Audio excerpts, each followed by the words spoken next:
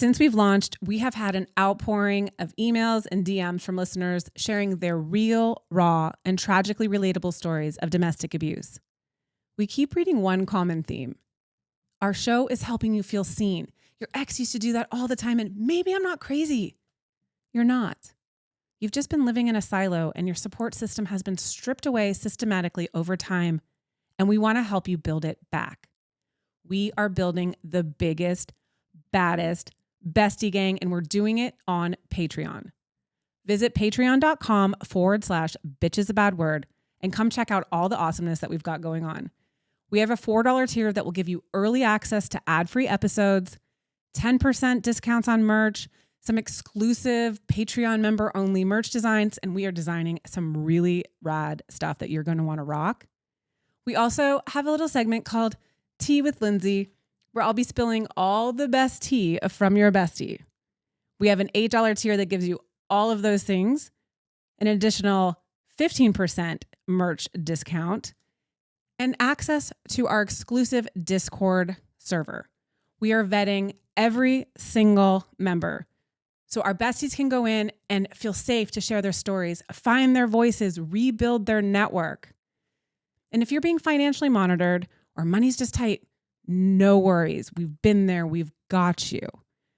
We are going to make it so that other Patreons can gift a membership so everyone can go in and find the bestie they need. We're also going to be doing some behind the scenes stuff, and we're just going to be growing it over time, and we cannot wait for you to join. So come find us on patreon.com/bitchesabadword, and let's get this going. Let's build this bestie gang. We've got your back. We'll see you on Patreon. Bitch is a Bad Word podcast is for informational purposes only and reflects the opinions of the host and guests. It contains explicit content and discusses sensitive topics such as domestic abuse, sexual assault, and violence, which may be distressing to some listeners. Please take care of your emotional well-being while listening. While we strive for accuracy, we make no warranties about the completeness or reliability of the information, and any reliance on it is at your own risk. We do not endorse third-party views and are not liable for any defamatory claims. Listeners should conduct their own research and consult professionals before making decisions.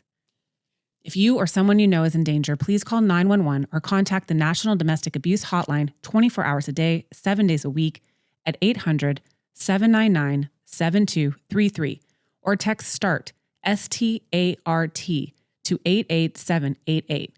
We've got your back, besties. Caliber Studios has not independently verified the information you're about to hear.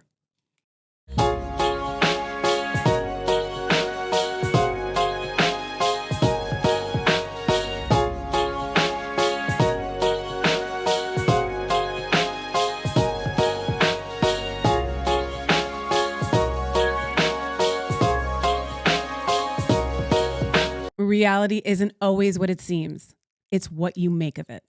Sons of Anarchy actress Ali Walker debuts her electrifying new thriller, The Light Runner, on June 6th at Amazon and Barnes & Noble. But our bestie gang can pre-order it now at aliwalkerofficial.com. She's a baddie. She's your new bestie, and we've got her back. Go visit her website, aliwalkerofficial.com, and pre-order The Light Runner now.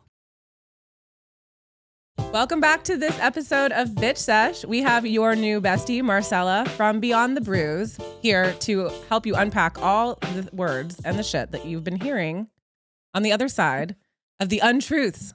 She has this lightness and this levity that really resonates with us on this show, and we are so stoked to have her join us for this good old-fashioned Bitch Sesh. Thanks for joining us. Thank you so much. I'm so flattered with that introduction. I love it. Well, you are a baddie. You bring this like big sis energy that I think is so important for discussing topic of toxic domestic abuse, all the heavy shit. That is my goal. I feel like we already people who have been through this already carry so much guilt and shame. There's no point in trying to point the finger, trying to tell people that they're the problem. So I try to do it with kindness. I try to do it with understanding. And you're right. Big sis energy is the best way to describe it. It is. You're like that golden retriever in the cat situation. You're definitely the golden retriever. Or the cat. I don't know. The black cat, golden retriever. I don't know. I've seen both of it on your feed. Yeah. And so that's really cool because We do it too. Like I use humor as my trauma response. And I don't do this to I'm not making fun or making it light or being like, oh, this is a joke, because it's not. It's fucking real. But sometimes it's easier to take it or give it in that way of, like you said before we got on, if you're not laughing or crying. Exactly. And I think people receive it better too if it's not like in a super dark tone because they've lived something dark. They don't want to keep talking about it in a dark way. Like if I can instill some sort of like hope, comedy, humor, like just makes the world go round. Like there's so much negativity on the internet. Like we're not trying to add to that. No, God, no, we don't need that. That's us. We were like, let's do it pink. If anyone knew what the show was originally called, they'd be like, what the hell? To where it evolved now, because it just made more sense to keep it this way. So I appreciate all of your work, and everything you're putting out there is so cool. I scroll to you every night, and I'm like, I've just learned so much from her. Like you're great. So I'd Thank love to you. figure out how you landed here. What is Yeah. your story? Where does it start? Oh, okay. So starting all the way from the beginning, when a mom and a dad really love each other, no, I'm just kidding. There's birds and bees There's and birds. babies. I happened.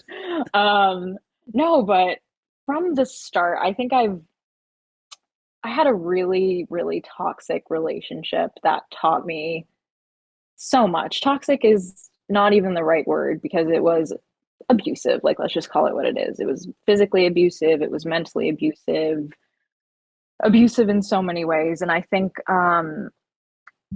it taught me a lot.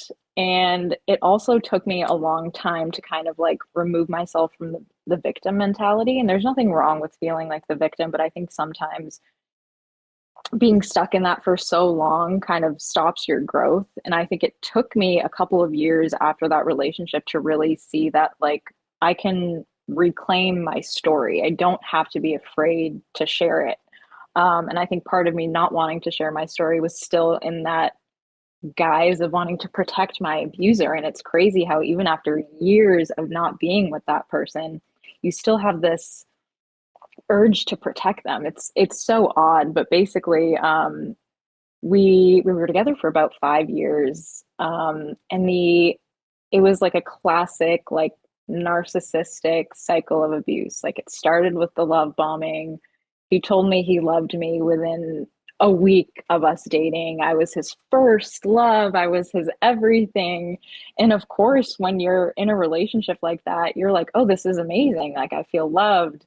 I feel wanted. Um, it's what every girl wants. Like you like grow up watching these Disney movies and these love stories that are like, okay, like this is what love is supposed to look like. And I think it doesn't set up the best foundation for having like a healthy relationship. No, the Disney culture is definitely not the best. How we grew up, or I was like obsessed with Pretty Woman. Like, what, this guy treated Yes. her like shit. Like he wasn't exactly nice to her. He's like, he let his friend like hit on her, and I don't know, whatever. It was like, but that's what you always wanted. You wanted the guy coming in and like sweeping you off your feet. Exactly, exactly. And so like that's what I thought I had. And then very quickly you start to see some of those red flags pop up. And I think the tough part about understanding domestic violence, physical abuse, if you haven't been in it, because people are just like, well, why don't you just leave the first time that he put hands on you or the first time that he did this to you? And I'm like, it's not that easy because they don't just start big. Do you know what I mean? It's like little things really add up. And that's kind of what I talk about on my platform a lot is like pay attention to the small things because they might seem so trivial in the beginning, but those little patterns really add up to that big picture. And if your gut is screaming at you from the beginning, pay attention to that because it usually doesn't lie. It's so But I true. think, And I love that you're saying it's the little things that add up. We say if you yeah, sit down for dinner with somebody and they punch you in the face, you're not going to go back for seconds. It's not how it of course. happens. And it happens in this way where they're very good at manipulating you into believing that you're the problem, or that was just a one-off, or situationally it's not going to happen again. And I say this from the jump. You're in love with this person. So it's Yeah, not just like done, but then you're also like shamed and feeling shame. And that's hard to leave when you're feeling that way. So your guy is like exactly. doing all the right things to keep you in this like trauma bond. That's exactly what it is. And I think people who are like empathetic, people pleasers, just empaths in general tend to be targeted by people who are abusive, narcissistic, toxic, whatever it is, because they see that you're giving. They see that you're going to see the good side. They see that you're going to justify some of their decisions. And so I think for me, there was so much shame around it that I'm like, hey, like I'm kind of smart. I'm kind of successful. Like I never thought that I would be targeted by somebody like this, but when you think about it, of course, that's the exact person that they're going to target. Somebody who's has all the qualities that they want that they don't have and that they can take from you because it makes them feel so powerful. It's like so sick and twisted when you think about it. And Mhm. again, I'm smiling like, what? Well, as soon as you said that, I had this huge Ursula image came into my head. And I'm like, that's what I feel like. They're just like, give me your voice. Seriously, that's exactly what it is. And like I said, it didn't start with anything big. It started with him, like not letting me leave the room when we got into arguments, getting in front of me and the door, and things that you wouldn't say, okay, I'm going to leave this person. But then like it started getting into bigger things like physical fights and me being like the brunt of his physicality. I don't know. I don't want to get like too into the details. I feel like one, I don't want to trigger people, and two, it doesn't even matter like the exact things that he did, or does it? What do you think? I mean, I kind of feel like it matters to, I try to imagine that this bitch Sesh is like reaching someone who is where we both were at some point in our relationship, feeling like, is this right? Yeah, And yeah, hearing the stories while they are horrible might like resonate with someone that's like just on the fence of leaving. yeah. And that's a great point. I actually just shared this to my TikTok, like the story of how I left, because it was so bizarre, such a aha moment for me, and everything clicked for me in probably the course of 48 hours. So I can go into that right now. I think it might be helpful for people to understand like Hmm. the bizarre behaviors, but essentially my ex was a big drinker, and I think alcohol tends to heighten whatever abusive state that they're in, and it also lets that mask slip a little bit because a lot of the times they're trying to keep up this facade for your family or your friends, but when they're drunk it's so much harder to do that. Hmm. And my family is very, very close, and that's something that I thank the universe for every single day, because without them I would not have been strong enough to stay no contact, to go through this, honestly. But there was one night about 5 years ago that we were out at a brewery with my sister and her boyfriend, and I was DDing. I wasn't drinking. So everybody else was drunk and I wasn't. So I was very, very, like in a very clear state of mind, which is, I think, exactly where I needed to be that night. So I couldn't use like my tipsiness as any sort of excuse to justify his decisions.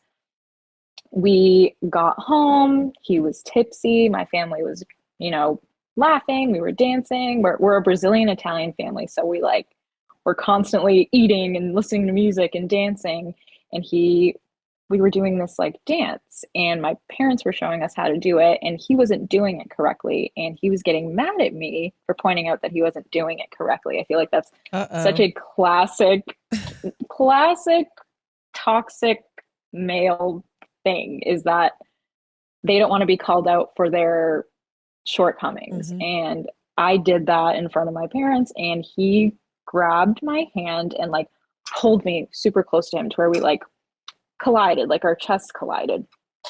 And again, not a huge thing when you think about it in the scheme of things, but my parents saw it and they both like side-eyed each other and they were like, "Did you just see that?" Like I don't I don't have kids, but I could imagine seeing my daughter being touched that way by her boyfriend of 4 years.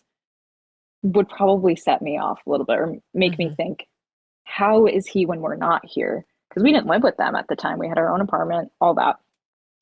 But we were going to bed and I I was trying to get in like sleep mode basically, and he would not let me go to bed without being intimate with him. And that is one thing that I also notice is that every single night, if we didn't have sex, he would be pissed. Hmm. He needs it to go to bed. He needs it, blah, blah, blah. And I'm like, what about what I need? Like, come on, I need some emotional Right. connection too. But Hmm. for him, it was like every single night, this is what we had to do. And I was like, you know what? You're super drunk tonight. Let's deal with this in the morning. Like, I don't really want to talk about it. And this is where it gets really, really weird. Like, I almost have a hard time telling this part because it's so bizarre. He got on top of me and he pinned me down and he was like starting to like throw up on me and he was like spitting on me. And it was just the weirdest thing ever. And he was kind of like wrestling me off, and I was trying to get him off. And then my sister texts me and she's like, hey, here's some ruckus. Like, what's going on in your room? And I get up and I was like, he's drunk and he's trying to throw up on me. Like, this is the weirdest thing Oh my ever. God. I know it's so odd. And then he like tried to grab his car keys. He tried to leave. Meanwhile, he's obliterated. He's super drunk. In my family, they're angels. They're like trying to calm him down. They're trying to make sure that he doesn't drive off. And this was going on for hours. And throughout this, he was calling my mom a bitch. He was calling her the C word. I'm not going to say that word because it's like, it like cuts when I say it. Oh, Um, well, you haven't listened to our show long enough. well, yeah, it's, you guys We can we imagine drop what our C word I'm episodes on talking about. Tuesday just so we can say see you next Tuesday. He called my mom a see you next Tuesday. And like, that was where the line started to get drawn for me. I'm like, hey, you can abuse the shit out of me, but you better not say anything to my mom. Mhm. But that happened. And my parents were so kind about it. We're still trying to get him to just like calm down, go to bed.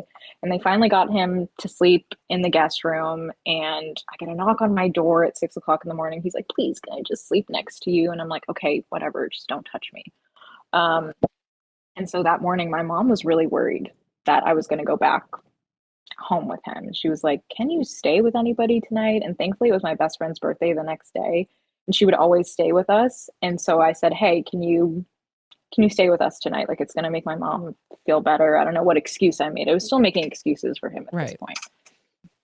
But she did that. Everything was fine. And I just remember, like, I was in such a weird headspace. I couldn't even go to work the next day. I'm like, I'm not going to be able to sit in front of a computer for 8 hours. Like, my world is rocked right now. Like, I had just the most fever dream of a night. Like, it's like I was in a David Lynch movie. It was just the weirdest thing ever. Yeah, someone Um, your partner was trying to barf on you to like exert whatever power he had left in him.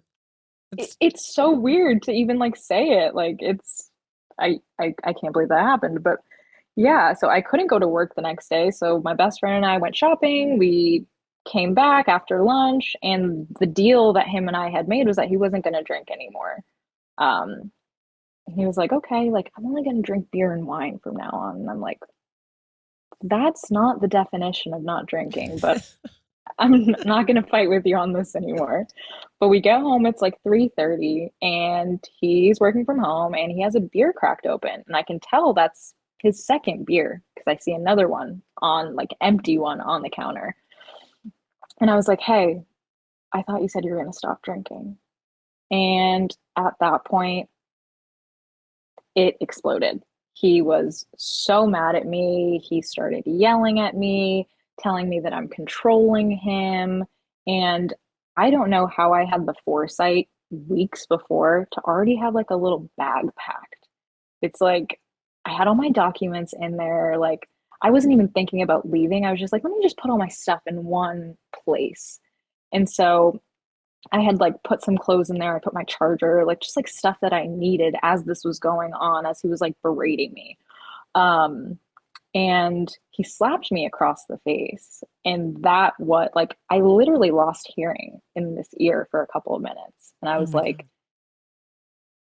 it had never been that obvious before. Like he had, punched me, he had, choked me. Like there was so many like other things. That was such a blatant thing that he did. I was just staring at him. We were both quiet and he slapped me across the face, like open palm.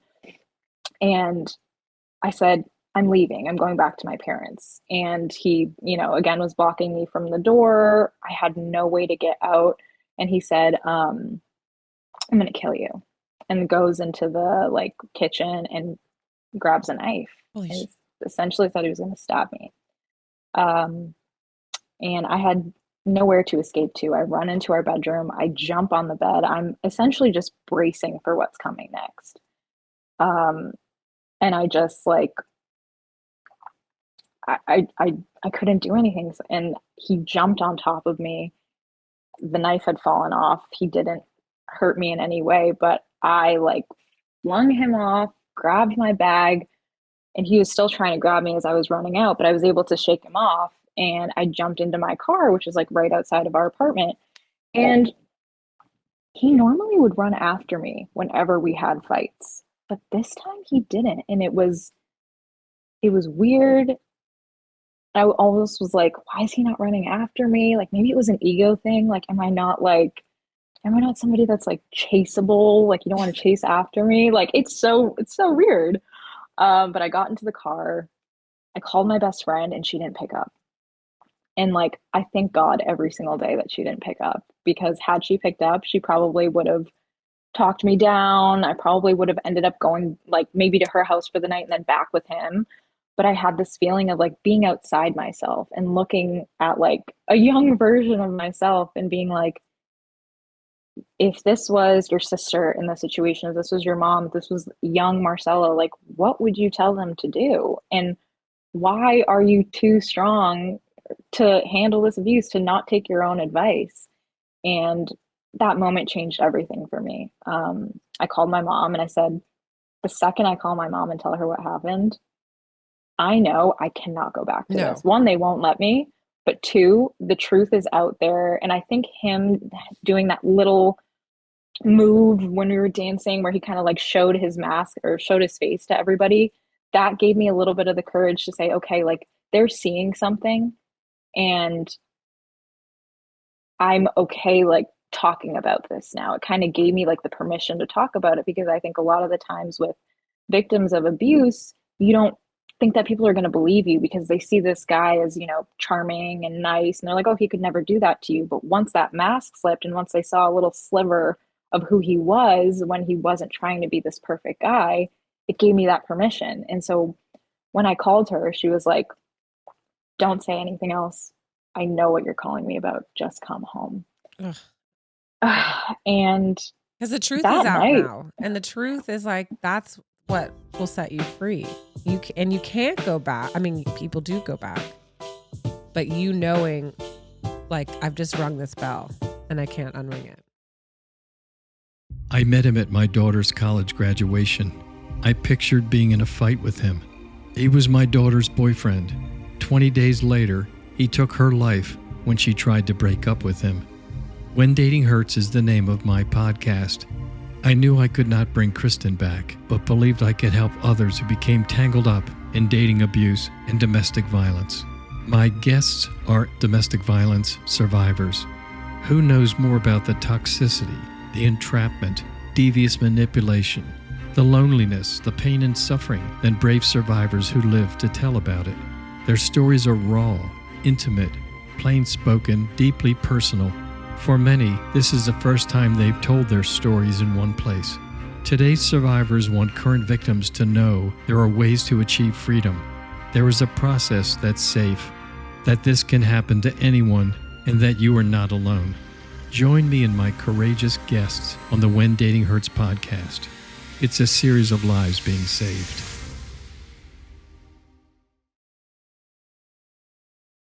That night, we went to the police station. I filed a report. I got a restraining order. And I have essentially been no contact with him since that day. I mean, he broke the restraining order. That's another story. But violently, or did he break it in the guise of, I'm so like, I just need to talk to you. I love you. I fucked up. Yes. It wasn't violently. He called me from a Google number. He like showed up to my parents' house in the middle of the night and dropped off stuff that I needed, which was like old t-shirts and books that I've never read. And I'm like, And like a okay, dirty like, sock. yeah, no, seriously. No, there was like a pair of underwear in there. Like this is again a fever dream. Like nothing makes sense with these kinds of people. I don't know if I call them kinds of people, but nothing makes sense. Like Well, it's like you want to make sense of things. And you can't. And it's like what's interesting and what's very important to hear, like what you say and for somebody to listen to, they are told they cannot make contact with you. When they try to break that boundary, knowing the repercussion is like pretty severe, tells you everything you need to know about that person. They are not a safe person. The paper doesn't matter. And it's up to you to report it. Like I always say, restraining order is amazing, but it's just a piece of paper. You Right. have to be either willing to take the next step when they do break it, but they're also testing your boundary again. They're like, well, Exactly. let's just see. Like, how will she answer? Will she? Do I still have my hooks in her? That's exactly it. And I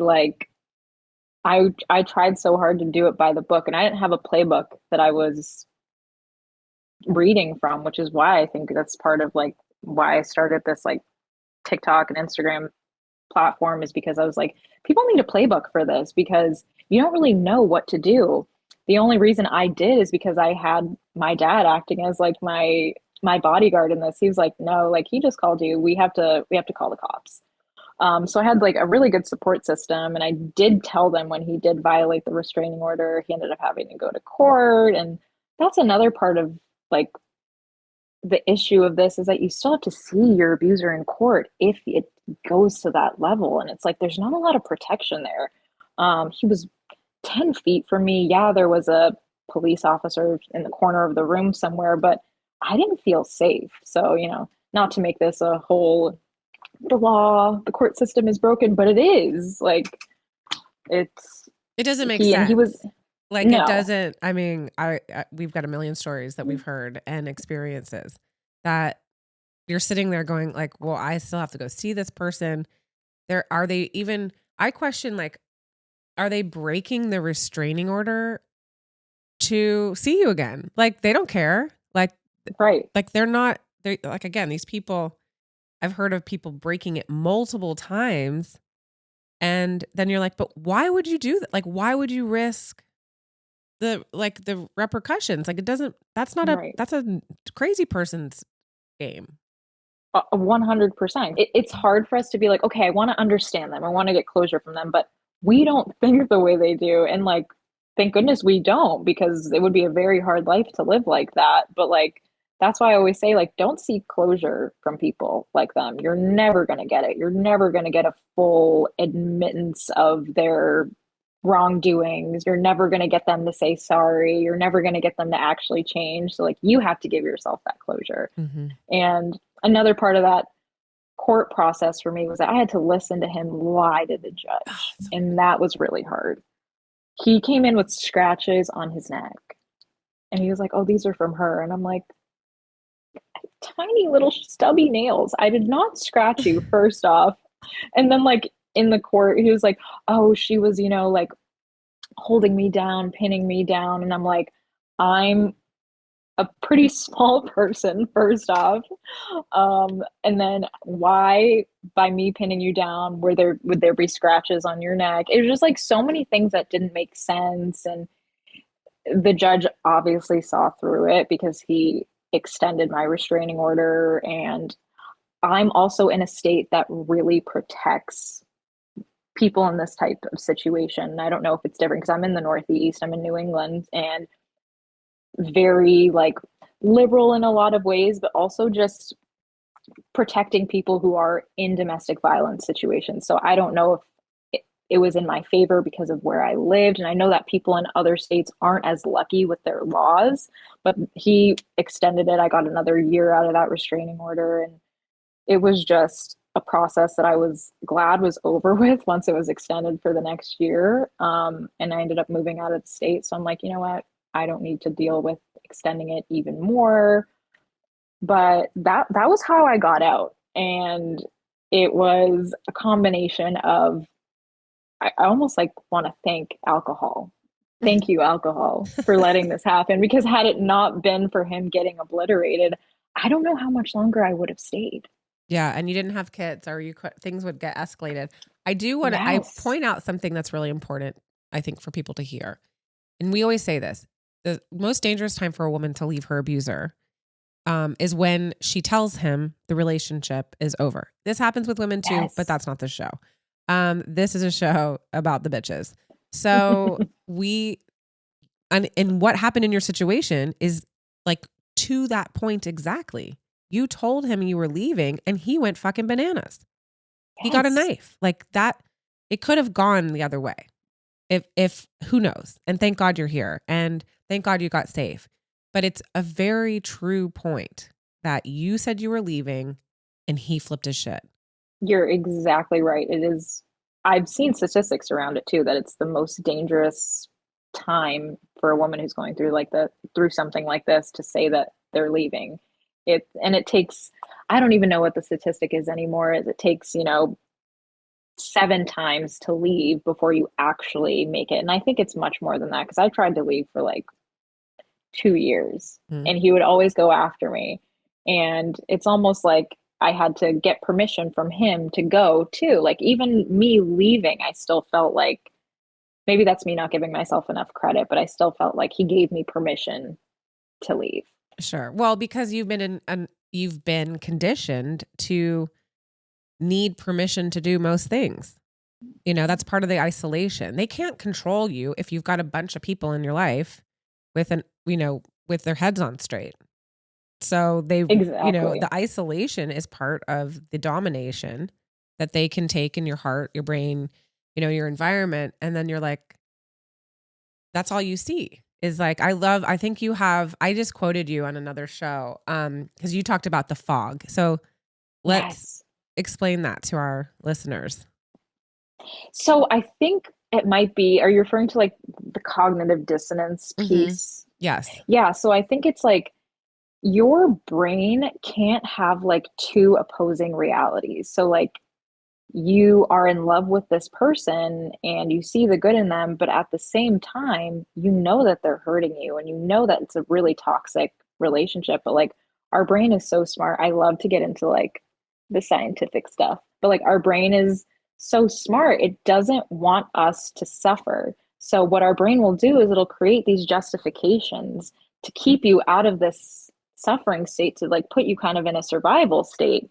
And it's it's so hard and it's so confusing because you don't know, should I stay, should I go? I love this person and sometimes they're really nice to me, but the times that are really bad are really bad. And I think about it like a drug addiction. You know it's not good for you, but when you get that little fix, when you get that high, it feels so good and you kind of get conditioned to seek approval from the very person that's hurting you because they're the only person that can make you feel better. It's so twisted. And it's like, I like to tell people, like, think about it like a drug addiction because then you can kind of make sense of the withdrawal. And that's where that fog is, right? Like, it's when you're leaving too, when you're detoxing from them, you know that it's not a good idea to start talking to them again. You know, it's not a good idea that it's not correct that you're missing them. And it doesn't mean that missing them doesn't mean that you were meant to be with them. So I think if you think about it like a drug addiction and a withdrawal that you're going from, like that fog makes a little bit more sense. Like, of course you're detoxing right now. Of course you're going through this. Did I do the right thing? Was I right to leave? And I think really the only way that you can push through that fog is distance from the situation and going no contact. I know that's a term that people use a lot, but it's so important because if you're still connected to something, if you're still deep inside something, there's absolutely no way for you to see it for what it is. Like when you're so entrenched in it, when it's your whole world. And that's why people seek outside advice, right? And they Right. want objective opinions because they know that they can't give that to themselves right now. It's so important. You can't, it would be like you said, telling a drug dealer to stay in the crack house or drug addict to stay in the crack house while they like try to kick their addiction. You're like, it's not Exactly. going to happen. You need no Yeah. contact. You need the distance. Your brain needs to be able to recalibrate, and you need to be able to like pull back the lens to see your life for what it is. So before it gets, like you mentioned, strangling, that's a big fucking red flag. That is like, I'm hearing more about this. That's like, this needs to be talked about, because if they put their hands on your neck or use something to restrict your breath, that is a massive indicator of something worse to come. Huge, huge. And that happened for the first time, maybe like a year into our relationship. And we were in Miami, the city of sinning. I know people say it's Vegas, but I feel like Miami is so much more so. But it was, again, an alcohol fueled night. And I was tipsy too. So I made a lot of excuses. He wanted to stay out. It was 4 a.m. He still wanted to stay out. And I'm like, no, I'm going to bed. Let's go home. We were in the Uber. And that was the first night that he like strangled me because I didn't want to go out partying with him. And I had friends that were there who like heard what was happening. They actually kicked him out of the hotel that we were staying in. Holy shit. And we had broken up for a couple of days, but he came crawling back and he was like, and that was the first time that anything had happened. And wow, he went big. Back. He went, yeah. He was like, I'm gonna go out with a bang. But yeah, and that was the first time that anything like super physical had happened with us. He got on top of me, he tried strangling me. I was able to get him off because my friends were like, hey, what's going on? Again, I keep getting saved by the bell. I keep getting saved by people barging in on me, which is like, thank God. Yeah. But yeah, and I took him back, and I shouldn't have, but I took it as, this is the first time that anything like this had happened, and he's changed, and he had a troubled childhood, and he doesn't have the best relationship with his mom and dad, and I can fix him. Like there it is. I had this like savior complex, right? Like I can make him better. Like he's gonna change with me. I'm gonna be the one that's gonna like put his life on the right track again. And that kind of savior complex kept me in this relationship for way too long.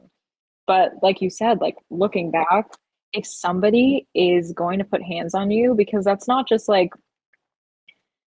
that, if you're doing that with the intention to essentially kill somebody, right? Like you're not doing that. That's not a play thing. And there's just no way to justify it. So it's like, if something that big is happening to you, that is the tip of the iceberg. And like we're saying, it's like, it's about the patterns. Like if somebody is willing to do that to you, things don't tend to get better over time when somebody is abusive or aggressive or has, anger management problems like that. Like, especially if they're not working on it. But it's actually, I want to tell you a story. Yeah, I love when I was talking to my divorce lawyer, because we were married for 6 months. I don't know if I mentioned that. Oh no, you left that shit out. Okay. Yeah. And it was like a COVID wedding. So it was like he proposed to me on this island called Nut Island, and he thought it was so funny. And I was like, this is the stupidest shit ever. Like, what? Nut Island? He's like, like nut? And I was like, okay, dude, like that's so funny. Great. How romantic. Oh my God. And then like I was just in a fog the whole relationship. And I was just like, yeah, like I'll marry this guy. Like you make me feel good 5% of the time. Like, great idea, Marcela. But then that night happened. That had happened to be about like 6 months into our marriage. And I got divorced. And maybe a week after I filed the restraining order, I started the divorce process, and I was talking to my lawyer, and she was like, you're being really, really strong, and I want you to keep that strength throughout the whole process. And she told me this story about this woman that she had been working with. and they had kids, they had land together, and she was divorcing her husband because he was physically abusive to her. And about, I don't know, a long time or a long while into the divorce process, they were like getting to the point where they were finalizing it. And all of a sudden the woman goes, my husband's been going to therapy. I think he's really changed. I think I want to stop this divorce process actually. And she was like, okay, like, are you sure? Sure. I'll send you over the paperwork, just sign this and this and this, and we'll get it pulled. We won't go through with the divorce process. And it'd been a week. She hadn't heard back from her. My lawyer hadn't heard back from her. And another week, she hadn't heard back from her. And she was like, this is really weird. Like, normally she responds pretty quickly. And she saw on the news that her husband drowned and killed her. And so all that to say, people like this don't tend to change. And if we're holding out hope that therapy is going to change them, or that over time things are going to get better, or maybe they seem like they've changed, it's just like they won't. And that's not to like make people feel like, I don't want to discourage people, but like if you're in a situation like this, like get the fuck out, because Yes. it's not going to get better. And like my lawyer telling me that story gave me so much strength too, and like validation that I'm like, okay, like I am doing the right thing. I'm not going to waver. I'm not going to let his words get to me. And it's just, it was such a sad story, but I'm so glad that she told me it, because it kept me in the right headspace. Because that's the thing. Their goal is power and control. And Yeah. if you have somebody who's already putting hands on you, who's saying bad words, who's verbally, physically, sexually, financial, whatever, any of the abuse words, when they lose that control over you is when it's dangerous. Like that's the thing where like that's the flip. So that's like, dropping restraining orders, having conversations. Oh, just meet me for a few minutes. Like it's not fucking worth it. And we say this to people all the time. Like, and even in the best of like breakups, you don't need to have a breakup in person. I even had breakups with like when I was younger, where you're like, this isn't just working. And then the next thing you're like in bed together and you're like, wait, I thought we were just breaking up, And it's like, so can we just not break up in person anymore? You don't need it. A text is great. FaceTime, whatever. It's good. It's a breakup. You need to like let it go. And I'm so with you. Be safe about, like, it's just not worth the risk. We're hearing too much shit like this, going back stories, and going back. And I find, and I've heard that when you go back, it's like you've given them permission to fuck around with you still. And like, It's acceptable. And this is how we fight. And, we just fight like this. We just this is how we are. And that's what I've learned. And that's what I'm hearing with you is like, you go back and now he's like, okay, well, this is cool. She's cool with it. That's exactly it. Because then they learn like, oh, okay, all I need to do is apologize and do this, this, and this, and I still can control her. Like you're still in their web. And that's why you have to have like boundaries, and like boundaries aren't for other people. They're for yourself. Right. Like you don't have to explain your boundaries either. And I think that's something that like I had to learn, is that like, wait, I'm allowed to have boundaries with the people that I love. Because I think growing up, I was taught that unconditional love meant that you had no boundaries, that like they could do or say or act however they wanted. And because you loved them, because you chose to commit to them, you had to accept that.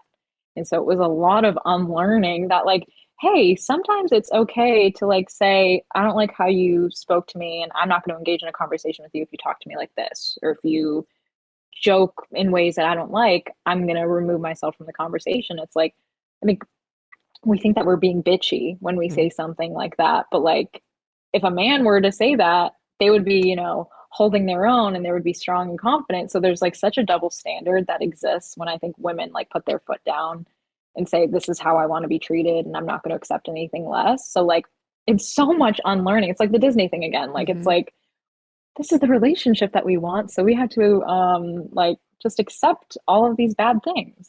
Yeah. She's a bitch and he's like powerful. Like Yeah. a guy with boundaries is like a man and a girl with boundaries is a bitch. Like, what the hell? Like, just as we're going through this, you've touched on strangulation, physical slapping. Like, I've been spit on, and I could kind of relate to like Yeah. somebody who would spit on you is the most vile thing. Like, I still to this day was like, I can't believe like I stayed after being spat on, but like that kind of thing, like what he was doing to you, like in the bed, getting all this control. Did he ever do other things like drive erratically or break your stuff or things like that? Oh my God, the road rage. And I always say, like, this is one of the biggest red flags. If you're in the car with your partner and they speed up, like, especially when we were having like fights in the car, which, like, to this day, I do not have important conversations in the car. Like, it's not worth it.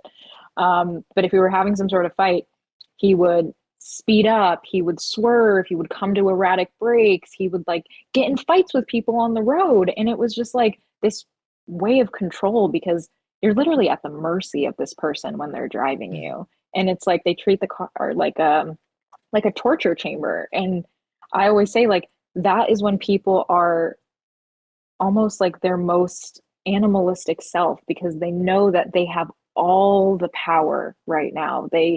They're the ones that they have your life in their hands essentially. So like pay attention to how people handle that kind of power. But like the road rage was huge. Like that was something that, like, moving forward in new relationships, I would always say pay attention to how they drive because that is going to tell you so much. Mm-hmm.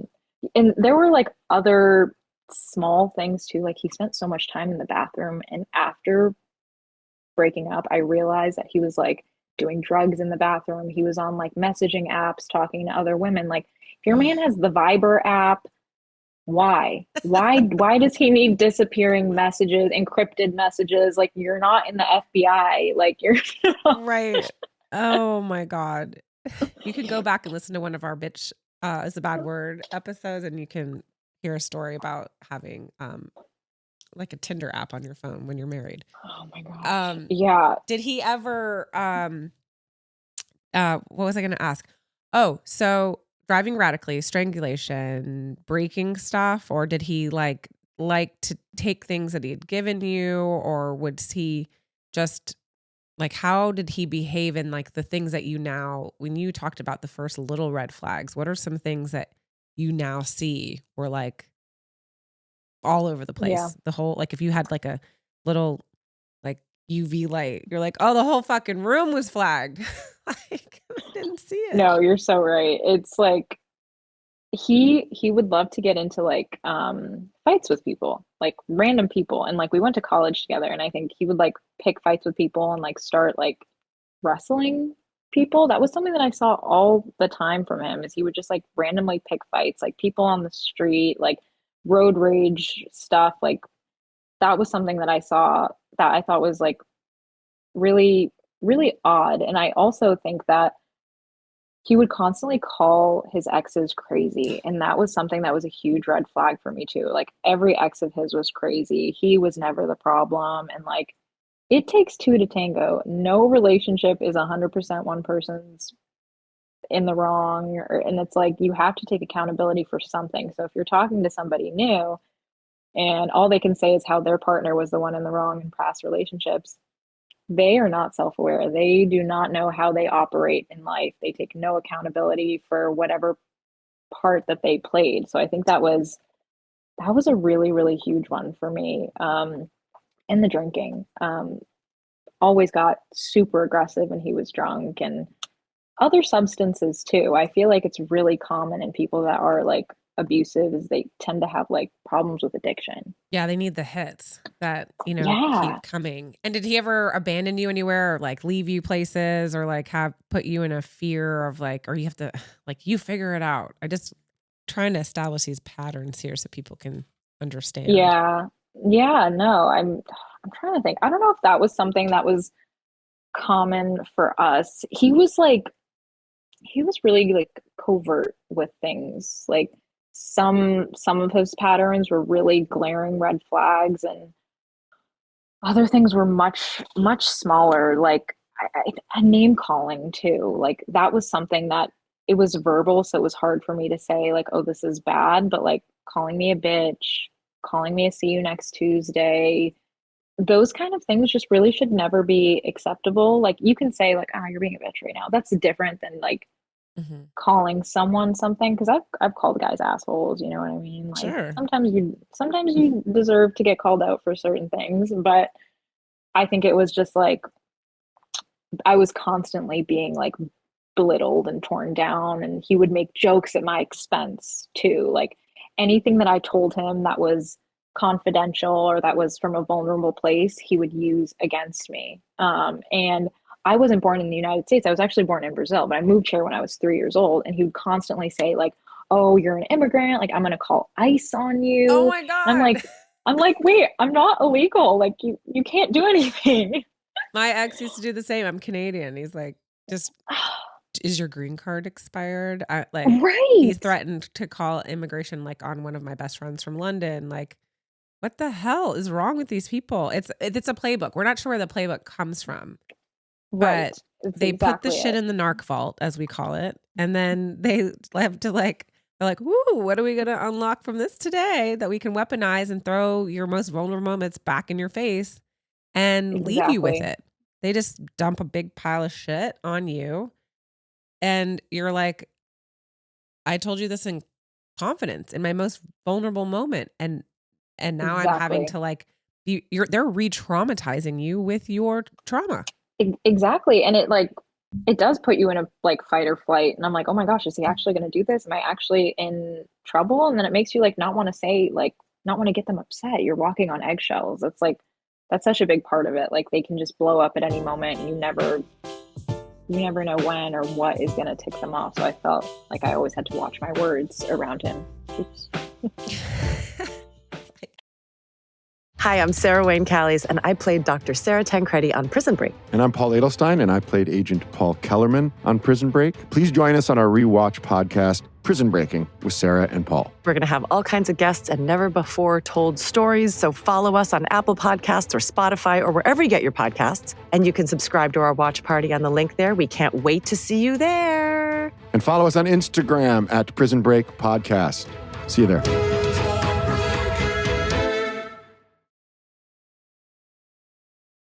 I love chatting with you. I love that you're willing to share, that you're joining in the movement that is happening where we're just not staying silent and you're breaking it down. So where can our besties find you? Yes, find me on TikTok, Beyond the Bruise. I'm on Instagram at beyond.the.bruise. Somebody had already taken Beyond the Bruise on Instagram, I guess. And then I'm Beyond the Bruise on YouTube. But yeah, I think I want to do this again. Should we do a bitch sesh round 2? Yes, we need to. I think we should. I think we should have a bitch sesh all the time. And then you can join us. Like we should do a live too, because you've got so many words. Like we have a bitchinary that we're launching. Oh, yeah. And so I like, we should talk the terms as we go through all the words in the bitchinary together. That is such a good idea. I actually have like a running list of terms too. So let's let's join forces. Yes, I love it. I love it. I'm sorry that you were in this situation. I'm so grateful that you're here. I'm so grateful that it turned out that you had the better angels in your life to guide you to a place of safety. And you are a baddie for sharing your story with the world. Aww. And I really think that, it's so necessary, and you're doing really great things for women all over the place. Oh my gosh, I'm going to tear up, Lindsay. Thank you. You're so sweet. Yeah, I mean, everything happens for a reason. That's what I always tell myself. And unfortunately, bad things happen, but it's all for that greater purpose. And we're here and we're hopefully helping people spot those red flags and the patterns before it turns into something that you can't easily pull back from. So you're doing amazing work. I'm so glad that we could talk today, and you have a beautiful platform. You should be very proud of yourself. Thank you so much. I love it. That's super cool.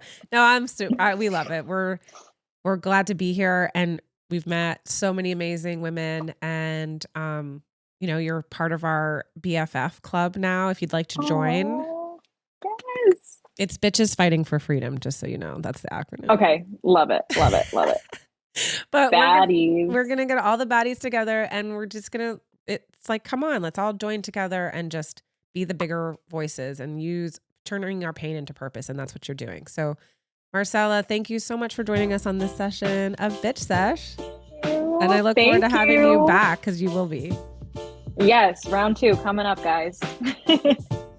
Awesome. Okay, thank you so much. We will see you next time. And remember, we drop our episodes of Bitch Sesh every Thursday. And you can find us on our main show, Bitch is a Bad Word, on Tuesdays. So we will see you next Tuesday as well. Love it. And have a good one.